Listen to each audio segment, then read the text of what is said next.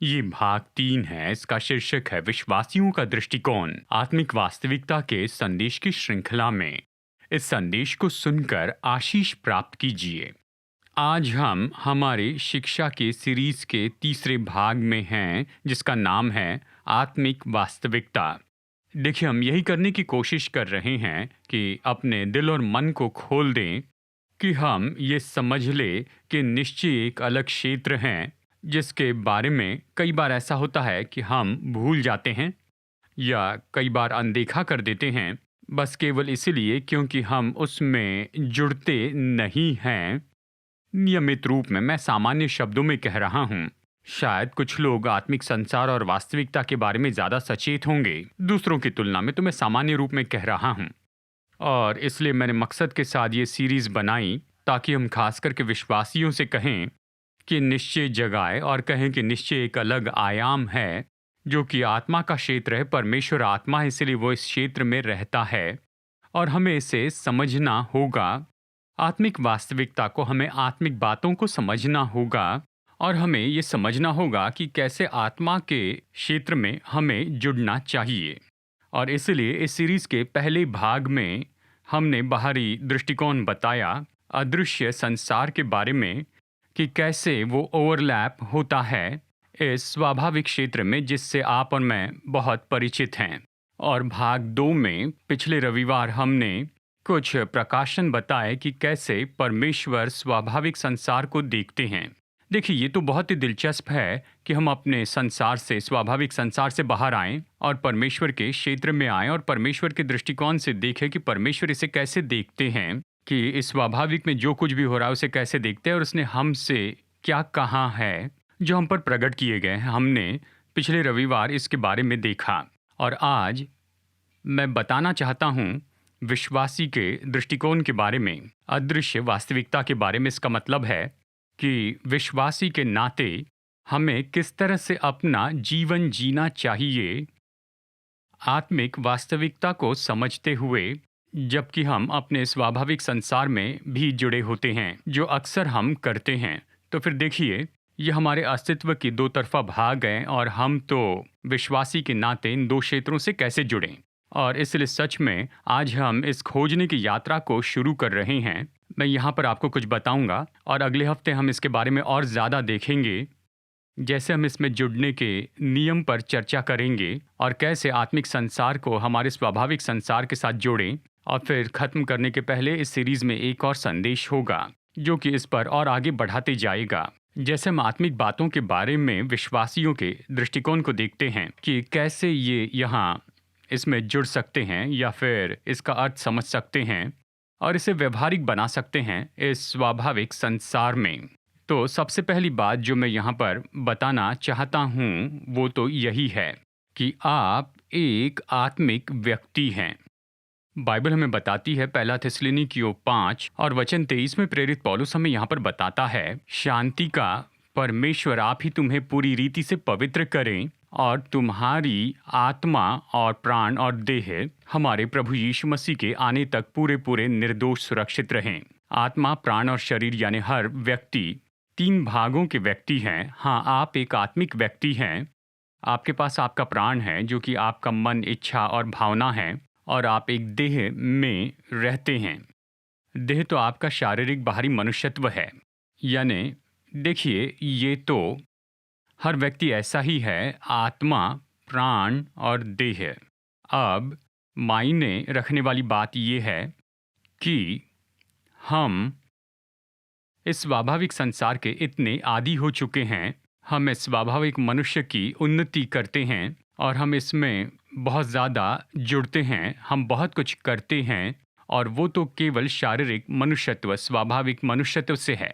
हम बहुत समय बिताते हैं कि हमारे प्राण के क्षेत्र की उन्नति करें, यानी बुद्धिमत्ता, हमारा मन, हमारी भावनाओं से हम व्यवहार करते हैं। ये सब यानी हम हमारी देह और प्राण के बारे में बहुत ही परिचित हैं। हम सब बहुत जल्दी से इसे पहचान सकते हैं।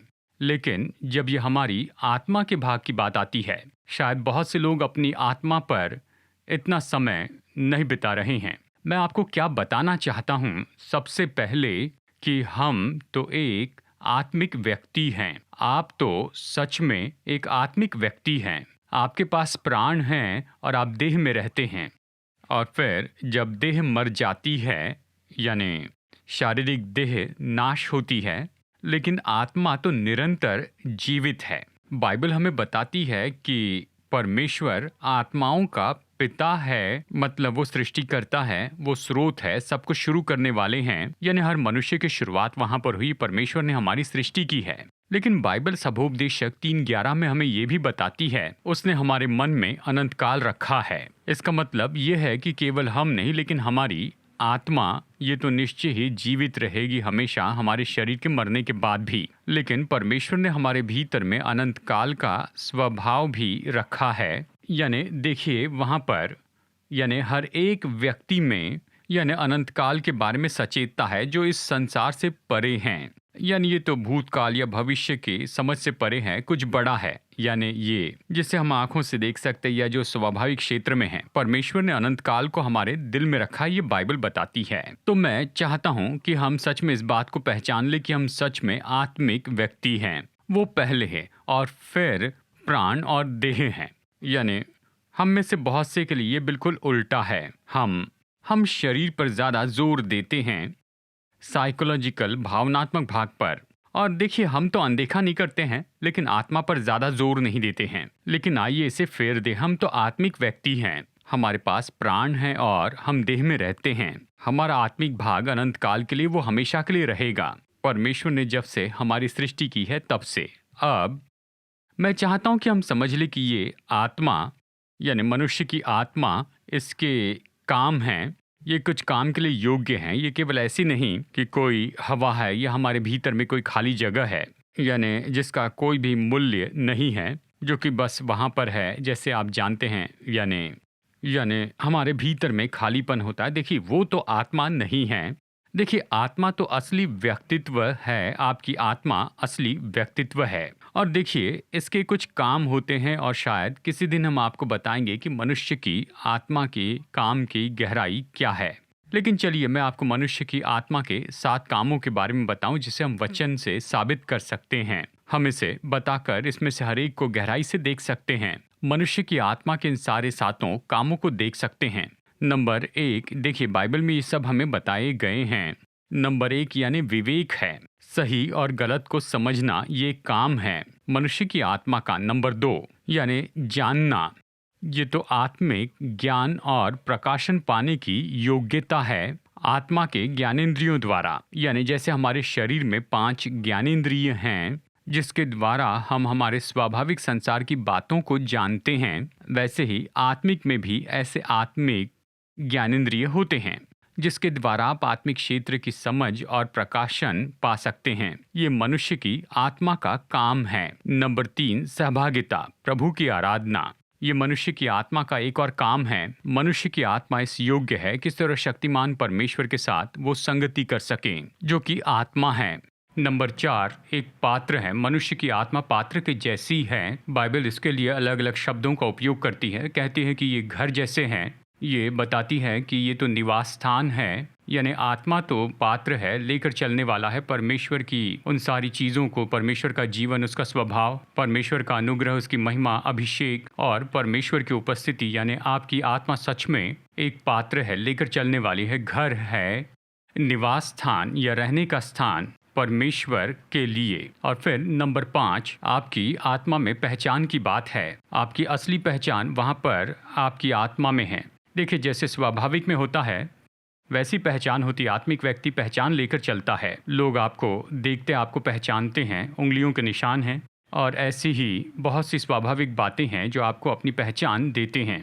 उसी तरह से आपकी आत्मा में आपकी आत्मिक पहचान का काम होता है, और यही तो मनुष्य की आत्मा का महत्वपूर्ण काम है। नंबर 6 आत्मा क्रिया करने के योग्य है। आत्मा योग्य है कि परमेश्वर पर विश्वास करें और आत्मा के क्षेत्र में काम करना, यानी देखिए जैसे मध्यस्थी करना, लड़ना, और आत्मा के क्षेत्र में क्रिया करना। और ये बहुत ही महत्वपूर्ण है, क्योंकि याद रखिए, देखिए हम पिछले कुछ हफ्तों से इस बात को दोहरा रहे हैं कि स्वाभाविक में कुछ चीज़ें बदलती है जब आत्मिक में आप क्रिया करते हैं, और आपकी मनुष्य की आत्मा इस योग्य है कि आत्मा के क्षेत्र में आप क्रिया करें। और नंबर 7, मनुष्य की आत्मा में उन्नति का काम है, यानी वो इस योग्य है कि बढ़ती जाए। जैसे कि स्वाभाविक में शारीरिक व्यक्ति बढ़ता है, वैसे ही आत्मा यानी आत्मिक व्यक्ति बढ़ते जाता है मसीह की समानता में और उसके पूरे डिलडॉल में, यानी मनुष्य की आत्मा के 7 काम हैं। और मैंने आपको ये इसलिए बताया कि मनुष्य की आत्मा के ये जो 7 काम हैं, ये उन्नति पा सकते हैं, ये बढ़ सकते हैं।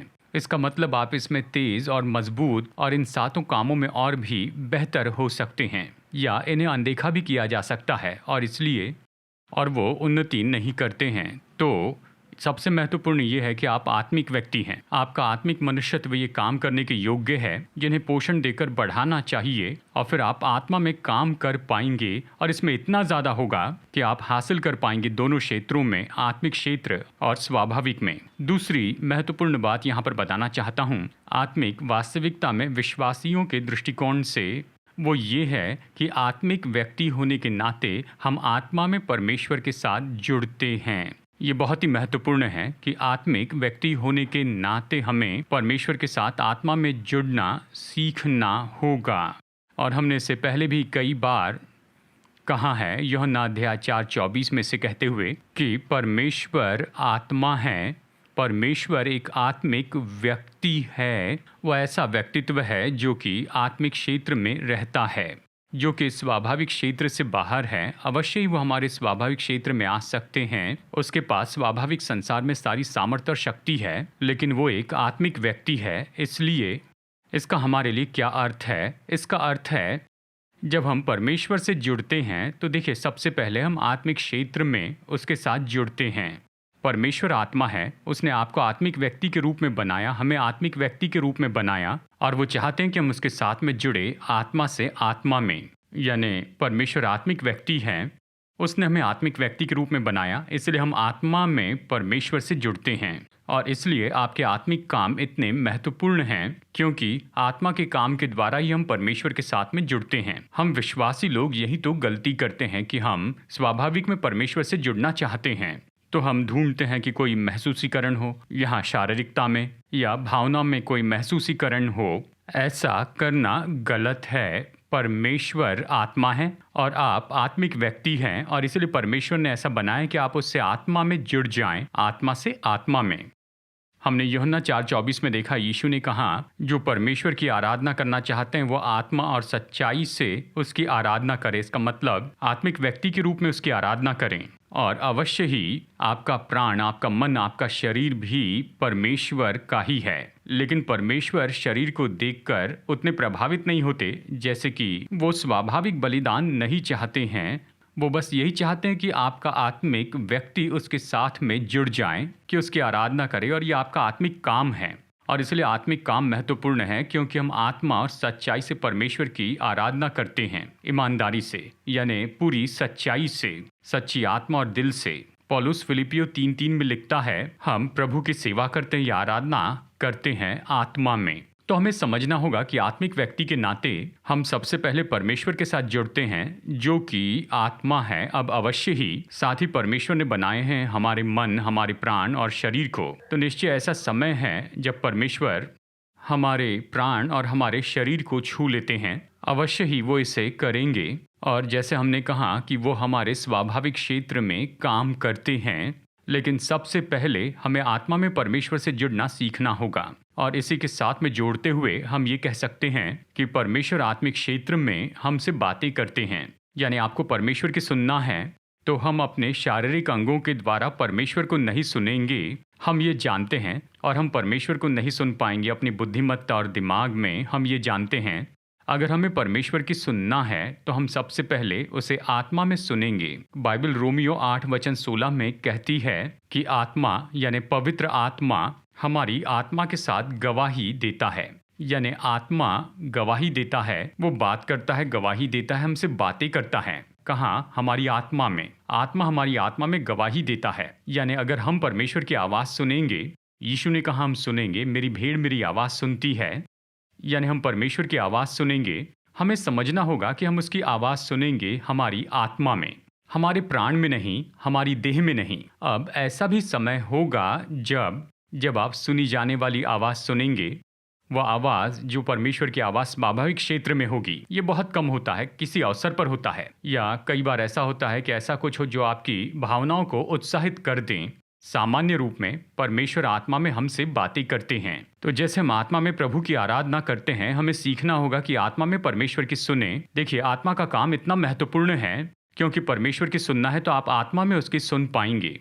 और इसलिए विश्वासी के नाते हमारा जो आत्मिक भाग है ये इतना महत्वपूर्ण है। पौलुस इसके बारे में हमें बताता है। पहला कुरिन्थियों अध्याय 2 वचन 9 से 16 में अध्ययन के लिए अद्भुत वचन है। चलिए इसके सारांश को हम देखते हैं।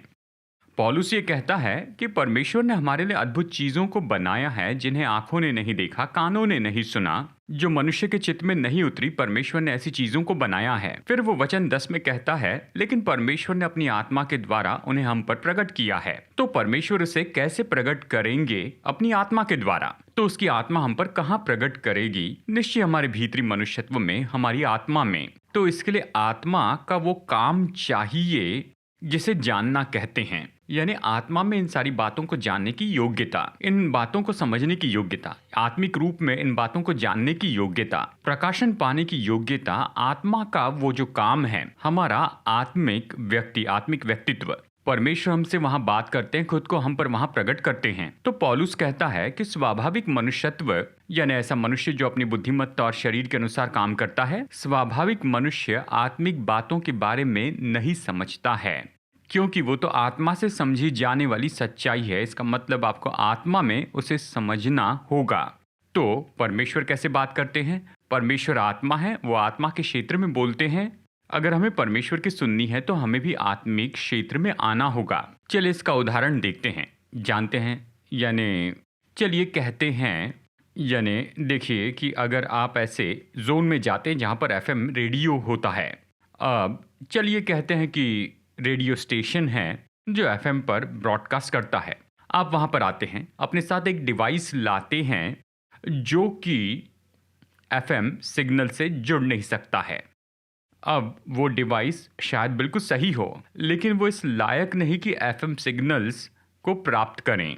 तो इससे कोई मदद नहीं होगी, ये एफएम सिग्नल्स को रिसीव नहीं करेगा। अगर आपको रेडियो स्टेशन के द्वारा भेजे गए सिग्नल्स प्राप्त करने हैं तो आपके पास ऐसा डिवाइस हो जो उस क्षेत्र में जाए, यानी एफएम के सिग्नल्स प्राप्त करें, उस रेंज में जाए, ट्यून करें और फिर रिसीव करें। यही तो बात है। बहुत से लोग, हम अपने प्राण और शरीर में काम करते हैं और हम सोचते हैं हम परमेश्वर की क्यों नहीं सुन पा रहे हैं। खैर, परमेश्वर अलग क्षेत्र में है, वो आत्मा है और उसने कहा है अगर मेरी आराधना करनी है तो आत्मा में आराधना करनी होगी, अगर मेरी सुननी है तो आत्मा में मेरी सुननी होगी। उसने हमें इस तरह से बनाया कि हम आत्मा हो, यानी आत्मा में हम परमेश्वर की सुनते हैं। हमारी आत्मा में, वहीं पर हम उसे सुन सकते हैं और हम उसका ज्ञान और उसकी समझ पा सकते हैं। और ये आत्मिक व्यक्ति, यानी ये आत्मिक व्यक्ति, आपका आत्मिक व्यक्तित्व, ये जरूरी है कि आप परमेश्वर से सुन सकें और सुनिए कि परमेश्वर क्या कहते हैं। ये तो हमारे लिए एक अनुभव है कि सच में हम उसकी आराधना करें। तो हमें आत्मा में रहना होगा कि प्रभु की सुने, ताकि हम उसकी आराधना करें। तो अब अवश्य जब आप आत्मा में होंगे तो आपका प्राण और आपकी देह उसका अनुकरण करेंगी। आपका मन समझेगा कि प्रभु ने क्या कहा है। एक बार जब ये आपकी आत्मा में आ जाए तो आपकी आत्मा आपके प्राण को बताएगी, जो कि आपका मन, आपका दिमाग और आपके दिमाग का कारण है। आपका मन इसे समझेगा और आपकी देह इसकी आज्ञा मानेगी। वो सब आएंगे, लेकिन सबसे पहले आप परमेश्वर की आत्मा में सुनिए, क्योंकि परमेश्वर तो एक आत्मा है और वो चाहते हैं कि हम आत्मा में उसके साथ जुड़ जाएं। और हमें ये सीखना होगा कि हम आत्मा के पिता की अधीनता में आ जाएं। इब्रानी 12:9 में हम ये पढ़ते हैं। यह हमें बताता है परमेश्वर हमारे साथ कैसे काम करते हैं। बड़े प्रेम से हमें सुधारते हैं ताकि हम आत्मा के पिता की अधीनता में आ सके। इसका क्या मतलब है? इसका मतलब यही है कि मैं पूरे समर्पण के साथ में आता हूँ आत्माओं के पिता के लिए। वो तो शुरू करने वाले हैं सभी आत्माओं को, इसलिए मैं अपनी आत्मा को उसकी अधीनता में यहाँ पर लेकर आता हूँ।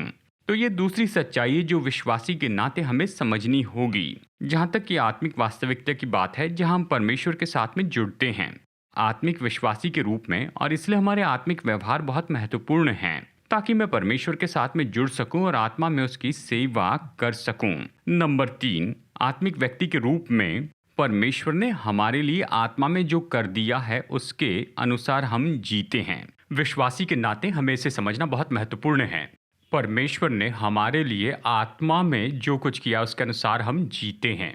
देखिए, मैंने इसके बारे में पहले भी बताया है और मैं अभी इसे फिर से दोहराता हूँ।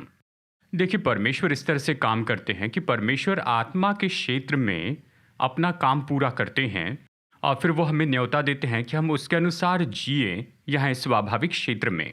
देखिए, हम स्वाभाविक क्षेत्र में रहते हैं, परमेश्वर आत्मिक क्षेत्र में है। परमेश्वर ने आत्मिक क्षेत्र में अपना काम पूरा किया और कहा, देखो मैंने इसे तुम्हारे लिए किया, मैंने काम पूरा किया, तुम्हें कुछ नहीं करना है, मैंने पूरा किया है, आत्मिक क्षेत्र में काम पूरा किया। मैं यही चाहता हूँ कि तुम स्वाभाविक क्षेत्र में जियो उन कामों में जो मैंने तुम्हारे लिए पूरे किए हैं इस आत्मिक क्षेत्र में।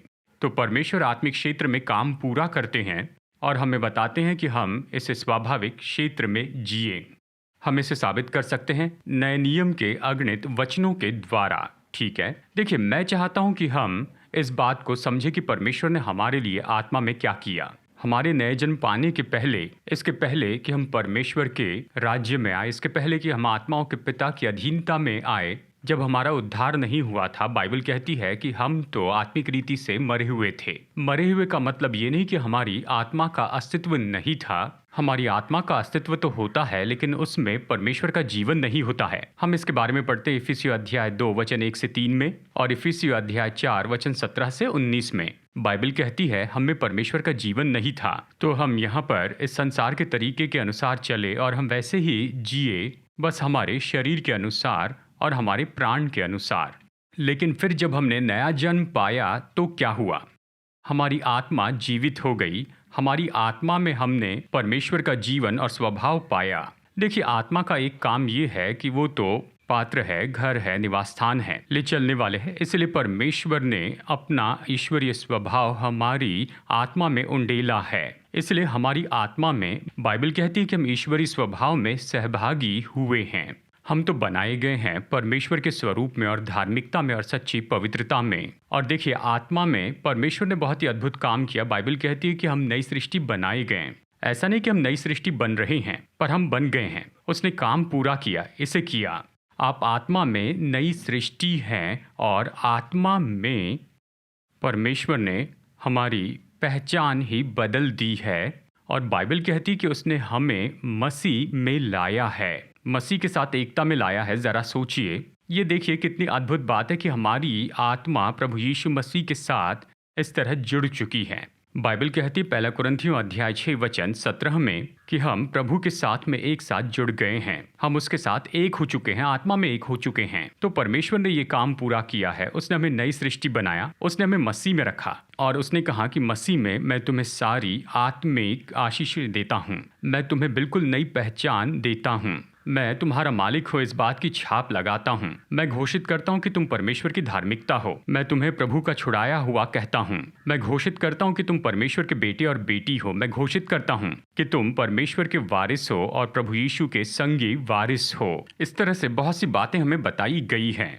वो सब जो परमेश्वर ने हमारे लिए किया, मसीह यीशु में वो काम पूरा कर दिया है और ये आत्मिक क्षेत्र में हुआ है। और इसलिए बाइबल कहती है कि परमेश्वर ने हमें सारी आत्मिक आशीषों से स्वर्गीय स्थानों में आशीषित किया है। स्वर्गीय क्षेत्र में, आत्मिक क्षेत्र में परमेश्वर ने इन सारी चीज़ों की आशीष दी। उसने हमें ये दे दी हैं, ये सब आत्मा में दी हैं। यानी हमें परमेश्वर के पास जाकर मांगने की ज़रूरत नहीं कि हमें आशीष दे। यानी परमेश्वर कहेंगे मैंने तुम्हें आशीष दी है। हमें परमेश्वर से मांगने की जरूरत नहीं कि हमें धर्मी बनाए, उसने हमें पहले ही धर्मी बनाया है। परमेश्वर ऐसे ही काम करते हैं, वो आत्मा में अपना काम पूरा करते हैं। फिर वो कहते हैं कि स्वाभाविक क्षेत्र में तुम इसके अनुसार जियो, मैंने तुम्हें आशीष दे दी है, मैंने तुम्हें धर्मी बनाया है। परमेश्वर की धार्मिकता के रूप में चलो, परमेश्वर की पवित्रता में चलो और जो कुछ मैंने तुम्हारे लिए किया है उसके अनुसार जियो। और इसलिए हम विश्वासी होने के नाते हमें सीखना होगा कि हम खुद को देखें कि हम आत्मा में कौन हैं, क्योंकि आत्मा में हमारे पास नई पहचान है। और इसी के बारे में संदेशों की अगली श्रृंखला है जिसे हम जल्दी शुरू करेंगे, मसीह में हमारी पहचान के बारे में। इसमें हम यहाँ पर देखेंगे, खोज निकालेंगे कि आत्मिक क्षेत्र में हमारी पहचान क्या है। आपका एक नाम है जो कि आप सच में आत्मिक क्षेत्र में हैं।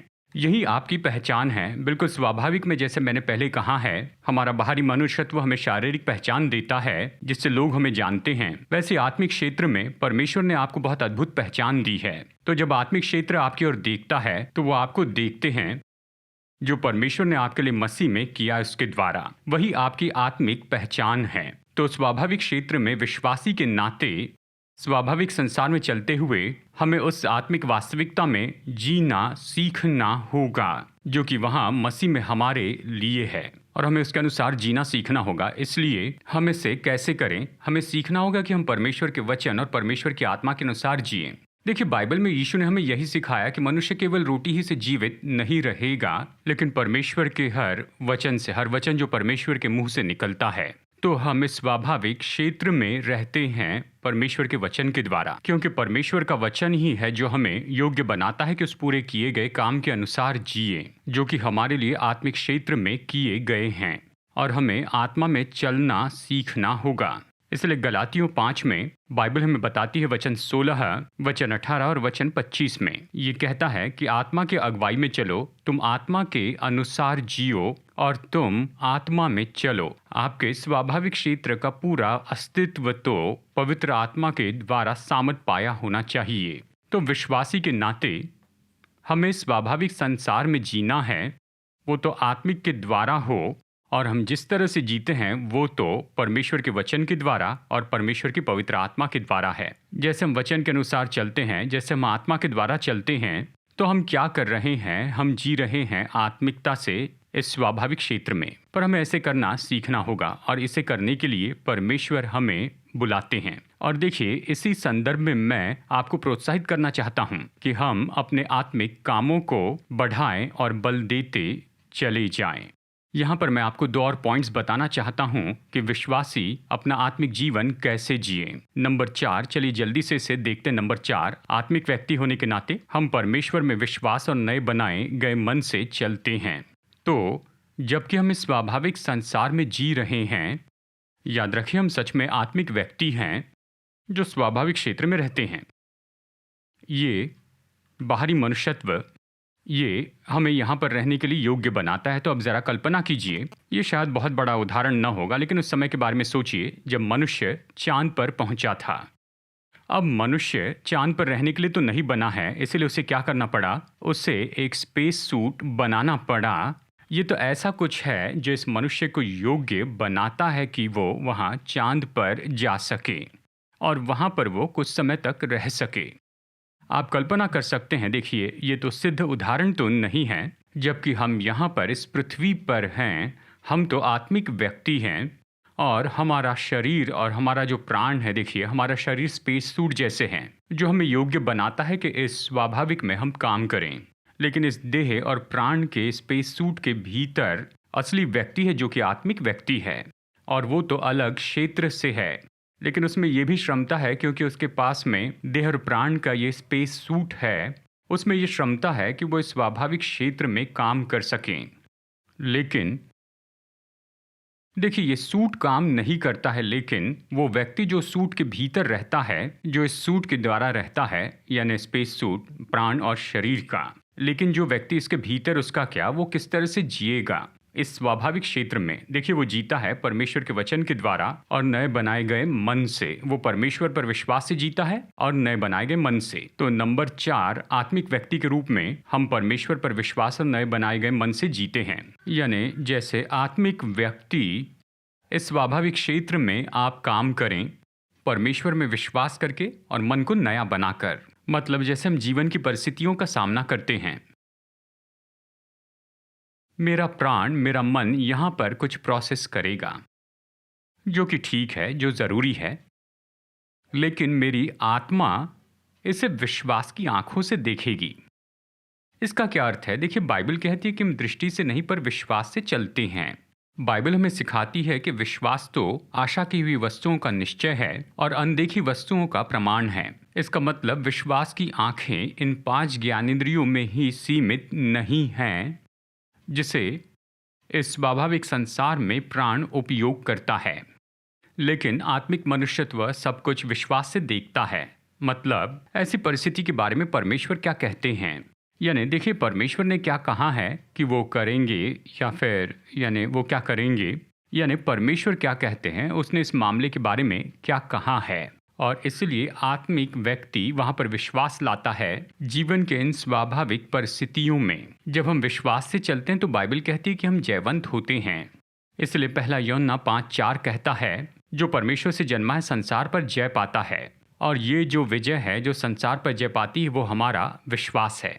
यानी जब हम विश्वास से चलते हैं स्वाभाविक क्षेत्र में, हम विजयी के रूप में जीते हैं, जयवंत के रूप में जीते हैं। हम ऐसे रोके हुए या किसी तरह से सीमित नहीं हैं। इस स्वाभाविक क्षेत्र में हम जयवंत के रूप में जी सकेंगे। देखिए यानी ये तो नंबर 4 है, आत्मिक व्यक्ति के रूप में आपको विश्वास से चलना चाहिए। हमें नए बनाए गए मन के अनुसार चलना है। हमारा मन ये तो स्वाभाविक के अनुसार नहीं सोचेगा, हमारा मन भी परमेश्वर के तरीके और उसके विचारों के अनुसार सोचेगा। वो नया बनाया गया मन है, यानी ये ऐसा मन है जो कि स्वाभाविक में देखेगा परमेश्वर के मार्ग और उसके विचार के अनुसार। ये नया बनाया गया मन है। परमेश्वर ने कहा, मैं चाहता हूं तुम पृथ्वी पर ऐसे जियो। परमेश्वर पर विश्वास और नए बनाए गए मन के अनुसार आप जिए। अवश्य ये तो हमारे लिए संभव है परमेश्वर के वचन और उसकी आत्मा के द्वारा, लेकिन विश्वासी के नाते हमें ऐसे ही जीना चाहिए। और फिर अंत में मैं यही कहूंगा कि एक आत्मिक व्यक्ति के रूप में हम अनंत काल की बातों पर ध्यान देते हैं। ये महत्वपूर्ण भाग नहीं है कि हम कैसे जीते हैं इस संसार में आत्मिक रूप में।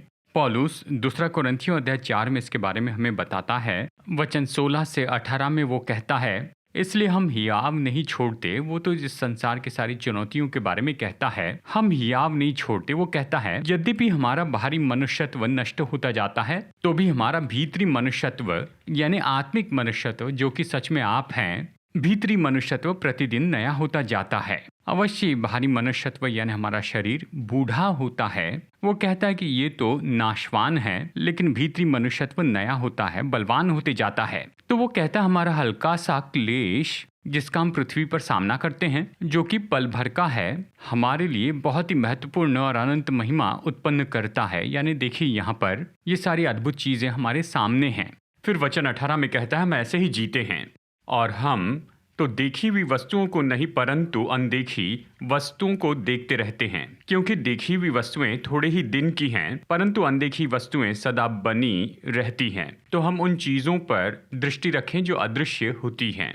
तो आत्मिक व्यक्ति के रूप में हम ऐसे ही जीते हैं, यानी जब हम देखते हैं तो हम सब कुछ बिल्कुल स्वाभाविक के परे ही देखते हैं। यानी ये केवल इसके बारे में नहीं कि मेरी नौकरी, मेरा करियर, मेरा घर, मेरा परिवार, मैं कितना पैसा कमाता हूँ या मैंने कितना धन कमाया है। देखिए इन सब का अपना स्थान होता है और इनका अपना महत्वपूर्ण स्थान होता है, मैं इनकार नहीं कर रहा हूँ, लेकिन हमारी दृष्टि तो अदृश्य के परे उन सारी चीजों पर हैं। तो हम खुद से इस तरह के सवाल पूछते हैं, जैसे कि परमेश्वर के राज्य के लिए कैसे मायने रखता है, मैं क्या कर सकता हूँ जिससे उसके अनंत काल के बने रहने वाले फल प्राप्त होंगे, कैसे मैं खजाना जमा करूँ स्वर्ग में, यानी केवल यहीं पर नहीं। तो हम इस तरह सोचने लगते हैं क्योंकि हम अदृश्य पर अपनी दृष्टि रखते हैं, हम अनंत काल की बातों पर ध्यान देते हैं। इसलिए विश्वासी के नाते देखिए, यानी जो भी विश्वासी भाई हैं या बहन हैं, हम लोग तो अपना धन छोड़ने के लिए तैयार हैं और उससे हम परमेश्वर के राज्य में निवेश करते हैं। क्योंकि जब हम देखते हैं, जब हम ऐसा करते हैं तो हम अनंत काल के लिए फल जमा करते हैं। हम ऐसा कुछ कर रहे हैं जिसका अनंत काल का प्रभाव होगा। जब हम किसी के जीवन पर प्रभाव डालते हैं, जब हम बाहर जाकर लोगों की सेवा करते हैं, जब हम बाहर जाकर उनके जीवन में कुछ देते हैं, तो क्या करते हैं, हम इस तरह सोचते हैं कि अगर हम जीवन पर प्रभाव डालेंगे उस अनंत काल के लिए, तो हम अनंत जीवन के लिए फल धारण करते जा रहे हैं। तो हम ऐसे जीते हैं जहां अदृश्य चीजों पर हमारी दृष्टि होती है। हम अनंत काल पर अपनी दृष्टि रखते हैं और दृश्य वस्तुओं को नहीं देखते हैं, परंतु अदृश्य चीजों को देखते हैं। क्योंकि दिखने वाली वस्तुएं तो कुछ समय की होती हैं, ये चली जाएगी, लेकिन अदृश्य वस्तुएं तो अनंत काल की होती हैं। तो हम अदृश्य चीजों की ओर ध्यान देते हैं, अनंत काल की चीजें, और आत्मिक व्यक्ति के रूप में हम ऐसे ही जीते हैं। तो चलिए ये 5 वाक्य जो मैंने कहे हैं इसे मैं दोहराता हूँ। कि कैसे हम जो कि एक आत्मिक व्यक्ति हैं, हम विश्वासी स्वाभाविक संसार में कैसे जिएं, और हम आने वाले हफ्तों में इन्हीं 5 चीज़ों पर देखेंगे। नंबर 1, हमने कहा कि आप एक आत्मिक व्यक्ति हैं। हमने मनुष्य की आत्मा के कामों के बारे में बताया है। नंबर 2, आत्मिक व्यक्ति होने के नाते हम परमेश्वर के साथ आत्मा में जुड़ते हैं। हम परमेश्वर के साथ जुड़ते हैं, परमेश्वर के साथ संगति रखते हैं अपनी आत्मा में। नंबर 3, परमेश्वर ने हमारे लिए आत्मा में जो किया है उसके अनुसार हम जीते हैं, जो परमेश्वर ने हमारे लिए आत्मा में किया है। नंबर 4, आत्मिक व्यक्ति होने के नाते हम परमेश्वर में विश्वास और नए बनाए गए मन से चलते हैं। और नंबर 5, आत्मिक व्यक्ति के रूप में हमें अनंतकाल की बातों पर ध्यान लगाना है। हम अनंतकाल की चीज़ों पर मन लगाते हैं। देखिए, मैं ऐसे महसूस कर रहा हूँ कि मैंने बहुत ही कम समय में आपको बहुत कुछ बताने की कोशिश की है। इनमें से हर एक पॉइंट पर हम कई घंटे बिता सकते हैं, गहराई से देख सकते हैं, समझने की कोशिश कर सकते हैं। मेरी प्रार्थना यही है कि ये सच्चाई ये आपके दिल में स्थिर हो जाए और आप इसे ले लें, आप इसे पकड़ लें, आप इसे थाम लें कि आपकी आत्मा में आपको पकड़ लें, कि आप अपनी आत्मा के अनुसार जीना शुरू करेंगे। आप कहेंगे, परमेश्वर मैं आत्मिक व्यक्तित्व को बढ़ाना चाहता हूँ, मैं अपनी आत्मिक व्यक्तित्व के कामों को बढ़ाना चाहता हूँ, मैं आत्मा में बलवान होना चाहता हूँ कि मैं परमेश्वर की सेवा कर सकूँ, आत्मा में और आत्मा से लोगों की सेवा कर सकूँ। देखिए, जब लोग फ़ोन करते हैं चुनौतियों का सामना करते हुए, देखिए स्वाभाविक में हम तो उनकी मदद के लिए कुछ भी नहीं कर पाते हैं, लेकिन हम जानते हैं कि आत्मा में उनकी मदद कर सकते हैं। यानी आत्मा में इन सारी चीज़ों को थामने के द्वारा हम उनकी सेवा कर सकते हैं, हम उनके जीवन में फ़र्क लेकर आ सकते हैं। और कई बार ये तो बहुत ही अद्भुत है, यानी ये अद्भुत काम होते हैं जब हम आत्मा से सेवा करते हैं। यहाँ स्वाभाविक में सब कुछ ऐसे ही होता है और हम जानते हैं कि ये तो बस ऐसा है कि आप स्वाभाविक में बदलाव लेकर आ रहे हैं आत्मिक के द्वारा। तो मैं आपको प्रोत्साहित करता हूं कि आप अपने आत्मिक व्यक्तित्व को बढ़ाते जाएं और आत्मा में परमेश्वर के साथ में जुड़ जाएं, क्योंकि आप बहुत ज़्यादा प्रभाव डालेंगे और आप बहुत ही प्रभावी हो जाएंगे परमेश्वर के राज्य के लिए, अगर आप अपने इस आत्मिक व्यक्तित्व की बढ़ोतरी में निवेश करेंगे। अगले रविवार हम जुड़ने के नियमों पर चर्चा करेंगे, हम कैसे आत्मिक संसार में जुड़ सकते हैं और स्वाभाविक में बदलाव ला सकते हैं। तो इसीलिए अगले रविवार की शिक्षा आप बिल्कुल मत चूकिए। निश्चय अभी आपने जो संदेश सुना है इसे दूसरों के साथ शेयर कीजिए, उन्हें प्रोत्साहित कीजिए कि वो ये पूरी सीरीज देखें और बढ़ते जाएं और आत्मा में खुद को बढ़ाते जाएं, ताकि एक साथ मसीह की देह उन्नति पाए और परमेश्वर के लोग संसार के अलग अलग भागों में निश्चय ही प्रभाव प्राप्त करें परमेश्वर के राज्य के लिए। और जबकि हम इस सभा के अंत में आप पहुंचे हैं, तो मैं सभी लोगों को इस समय न्योता देता हूं जो हमारे साथ में जुड़े हैं, जो हमें देख रहे हैं, सुन रहे हैं। शायद आपने अपना हृदय प्रभु यीशु को नहीं दिया है, तो मैं आपको न्योता देता हूं। अगर आज आपने नया जन्म नहीं पाया है, यीशु को अपने जीवन में स्वीकार नहीं किया है, सरल प्रार्थना कीजिए कि प्रभु यीशु मेरे जीवन में आइए। यीशु ने कहा कि चोर चोरी करने, घात करने और नष्ट करने आता है, लेकिन मैं इसलिए आया हूं कि तुम जीवन पाओ और बहुतायत का जीवन पाओ। वो हमें जीवन देने के लिए आए हैं, और जब वो आपकी आत्मा को जीवन देते हैं, जैसे आज हमने सुना है, हम जीवित होंगे, परमेश्वर को जानेंगे, उसके साथ संगति रख पाएंगे और आत्मा के क्षेत्र से हम स्वाभाविक क्षेत्र में जिएंगे। आपको बस इतना ही कहना है कि प्रभु यीशु मसीह, मैं विश्वास करता हूँ आप मेरे पापों के लिए क्रूस पर मर गए, कि आप गाढ़े गए और आप फिर से जी उठे और आज आप जीवित हैं। मेरे जीवन में आइए, मेरे पाप क्षमा कीजिए, मुझे एक नया व्यक्ति बनाइए और मदद कीजिए कि मैं केवल आपके पीछे चलूं अपने पूरे जीवन भर। अगर आप ऐसी सरल प्रार्थना करेंगे तो वो भीतर आएंगे, आपको बदल देंगे, आपको बिल्कुल नया व्यक्ति बनाएंगे और आप अनुभव करेंगे कि वो आप में और आपके द्वारा काम कर रहे हैं। और अब हम कुछ समय तक यहाँ परमेश्वर से प्रार्थना में बिताएंगे और लोगों के लिए प्रार्थना करेंगे और उनकी सेवा करेंगे।